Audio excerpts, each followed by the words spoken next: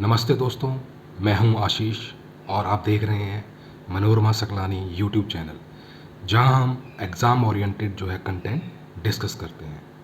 आज हम बात करेंगे एक ऐसे टॉपिक की जो आपके कम्पिटिटिव एग्ज़ाम्स के लिए जो है बहुत इम्पॉर्टेंट है।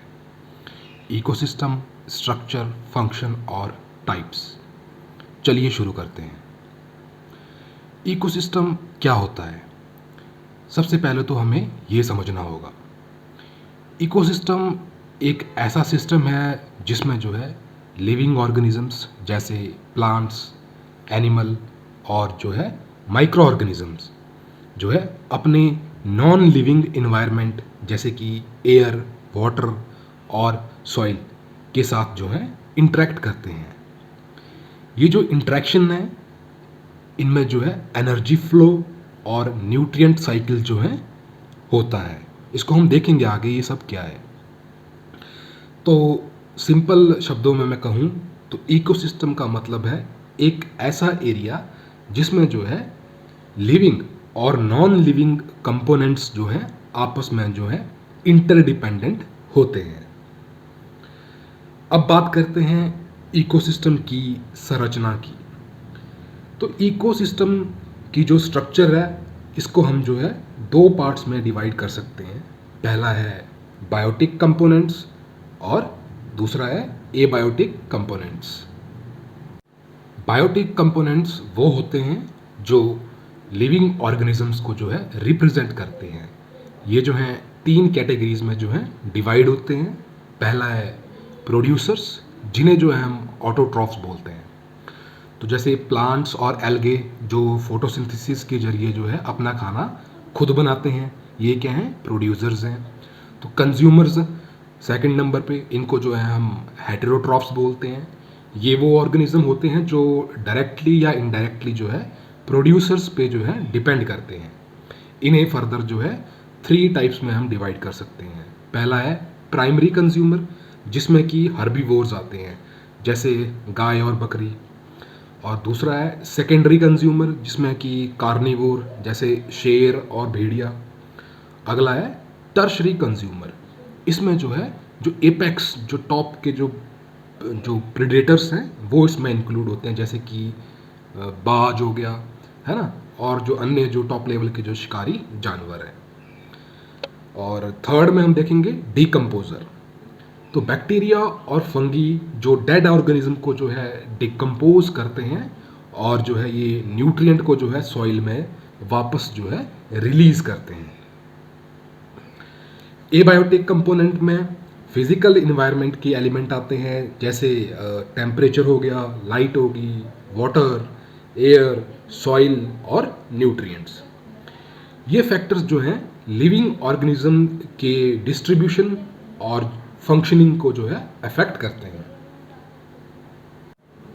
अब हम इकोसिस्टम्स के फंक्शन के बारे में बात करते हैं।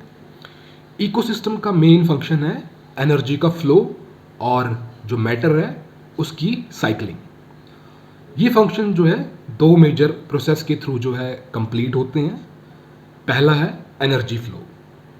तो इकोसिस्टम में एनर्जी का फ्लो जो है एक डायरेक्शनल प्रोसेस है, जो है प्रोड्यूसर से जो है ये शुरू होता है और फिर कंज्यूमर्स और फिर डिकम्पोजर तक जो है जाता है।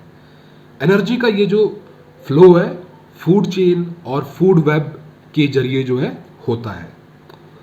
तो एनर्जी फ्लो का एक इम्पॉर्टेंट एस्पेक्ट है 10% लॉ, जिसमें जो है सिर्फ 10% एनर्जी जो है नेक्स्ट जो है ट्रॉफिक लेवल तक जो है ट्रांसफ़र होती है और जो बाकी एनर्जी है हीट के रूप में जो है लॉस हो जाती है।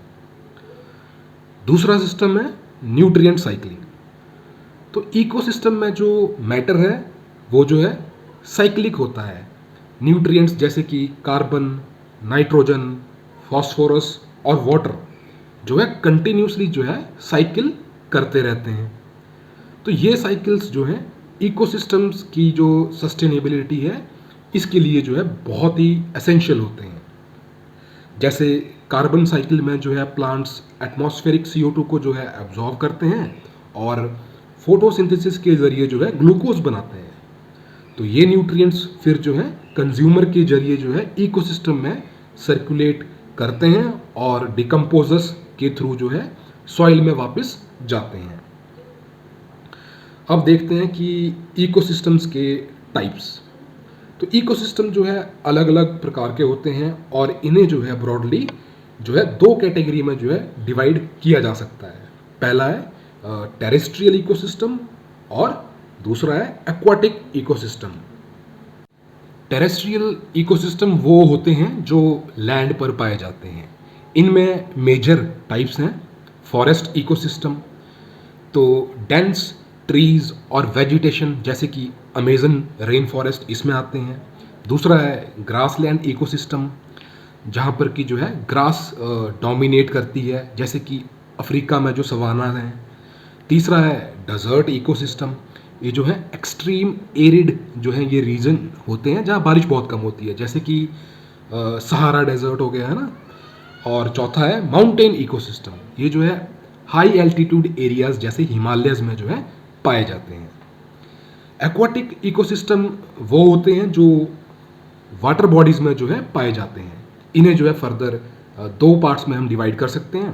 तो पहला है फ्रेश वाटर इकोसिस्टम, तो इसमें जो है रिवर, लेक, पॉन्ड्स जैसे जो है फ्रेश वाटर जो बॉडीज़ हैं वो आती हैं। और दूसरा है मरीन इकोसिस्टम, इसमें जो है ओशियंस, सी, कोरल रीफ्स जो जैसे जो है सॉल्ट, जो ये सॉल्ट वाटर बॉडीज़ हैं ये इसमें इंक्लूड होती हैं।